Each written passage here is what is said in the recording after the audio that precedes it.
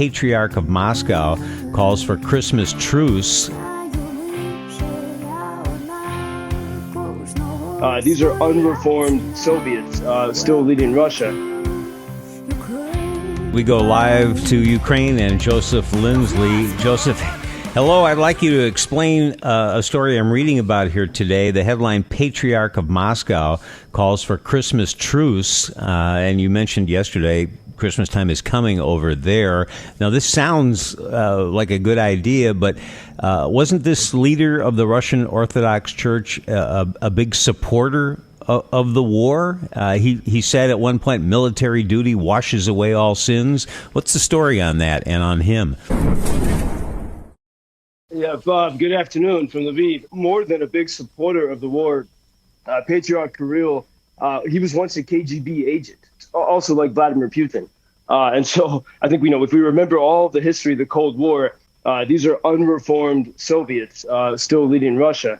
And he has endorsed every moment of this war since the beginning. The current Russian Orthodox Church, when the Communist Revolution happened in 1917, religion was banned. But in the 1950s, Stalin brought back the Orthodox Church as an agent of the state to control the people. And so, a lot of that still exists. And Ukraine had, in 2014, as we've talked about so many times, the Ukrainian people said, we want to be completely independent and we don't want to be governed by Putin's oligarchs. And they demanded their freedom. They had the Revolution of Dignity. And then 4 years later, there was a Ukrainian Orthodox Church that was under the governance of the Moscow Patriarch. And they said, we want to be independent. And they appealed to the Orthodox Patriarch in Istanbul, in Constantinople, and said, we want to be independent. And the Moscow Church said, no, you're not allowed to be. And it's the same attitude that we see here with Putin's war on Ukraine, that, if you want to be free, well, too bad, we say you can't. And so this has been back in 2018, that split of the churches. When that happened, the Moscow Patriarch refused to acknowledge the independence of the Ukrainian Orthodox Church. And because of that, the ecumenical patriarch, the leader of all of the Orthodoxy, sort of kind of the equivalent of the Pope, based in Istanbul, he said that the Russian Orthodox Church was no longer part of the family of Orthodox churches. And so Russia was already, even before all the sanctions of 2022, Russia was already in 2018 separating itself from the civilized world. And it's notable because some commentators in America have been saying that, the Ukrainian government is arresting priests and banning religion. And it's the most Ukrainians here in the West, in Lviv, the main religion is Greek Catholicism, which is part of the Roman Catholic Church. And then in the rest of Ukraine, since 2018, they've been independent. But there still are, a small portion of churches that are controlled by Moscow. Even there's a couple here in Lviv.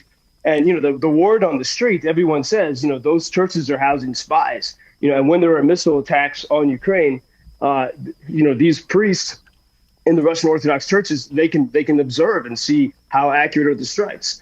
And so finally, after 10 months of war, the Ukrainian government began to go after the Russian Orthodox Church here. And in fact, tomorrow night, which is Christmas Eve, in one of the most ancient and holiest sites in Slavic Christianity, the monastery, the caves in Lviv, it's been controlled by the Russians, ever since the days of Stalin. And tomorrow night, the Ukrainian Patriarch will say the Christmas Eve midnight mass. And so this is part of this whole war has been the kind of, you could say, the culmination of centuries of struggle of the Ukrainian people for freedom from Moscow. And these religious stories are part of that as well.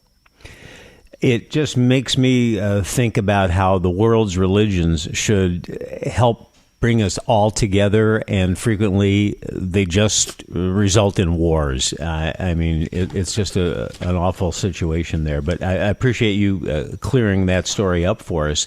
Also in the news this morning, the Ukrainian economy shrank in the past year, as you would expect, by 30%. But apparently, according to the Minister of Economic Development and Trade there, the estimates at the beginning of the war ranged up to about 50% of a decline in the GDP and deeper. So the fact that it's only 30% should be a reason to smile a little bit over there, is it? Absolutely, and it's a sign of the resilience of the Ukrainians. I mean, the east of Ukraine has been the industrial heartland, not just of Ukraine, but of Europe and so much of the world. And you have, of course, the region of Kherson, which has been occupied. That's incredible agricultural resources, and then Donbass. There's lots of mines. It's a key part of the global semiconductor supply chain, and so much of that has been devastated. But and almost every day here in Lviv, I meet entrepreneurs who have left. They came as refugees from the eastern cities, from Kharkiv especially, and they came to Lviv and they've opened businesses here. And then on top of that, Ukrainians are very tech savvy people, and this goes back even to the Soviet days. I mean, they had it was the Ukrainians who were the engineers. Russia's space program and all that was based in the city of Dnipro, and so Ukrainians have had this educational tradition, this tech tradition. And and being able to work remotely. I think in the first months of the war, it was hard for a lot of Ukrainians to get international business, especially in the IT sector, because people were afraid. If I work with you, maybe you won't be around tomorrow. But now, after 10 months of the war, I think the Ukrainians have proven that. I mean, they have every incentive to work. You could probably say they're some of the hardest workers in the world now, because working hard is part of trying to move toward victory.